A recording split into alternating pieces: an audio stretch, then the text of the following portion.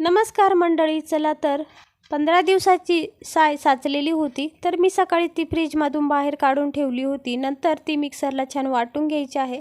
तर साय टाकायची आहे मिक्सरच्या भांड्यात आणि थोडंसं पाणी टाकून छान फिरवून घ्यायचे आहे, तर आपोआपच लोणी वर येतं. नंतर मी सगळी साय इथं मिक्सरला फिरवून घेतलेली आहे. तर मस्त आपली साय इथं फिरवून लोणी तयार झालेलं आहे. नंतर हे लोणी मी स्वच्छ 2-3 पाण्याने धुवून घेतलेलं आहे. नंतर लोणी स्वच्छ धुवून घ्यायचं आहे आणि गॅसवर कढई ठेवायची आहे आणि लोणी आपल्याला छान वितळवून घ्यायचं आहे. तर मंद आचेवर लोणी वितळायला ठेवून मी माझी कामावरायला गेली. तर तोपर्यंत इथं तूप तयार होत आलेलं होतं. आणखी 2-3 मिनिटांनी आपलं तूप तयार झालेलं आहे. नंतर मी ते छान एका डब्यात गाळून घेतलं आणि मस्त दुसऱ्या दिवशी बघा आपलं पांढरं शुभ्र तूप तयार झालेलं आहे. तर तुम्हीसुद्धा असं तूप नक्की बनवा बघा आणि पटकन सबस्क्राईब करा. धन्यवाद.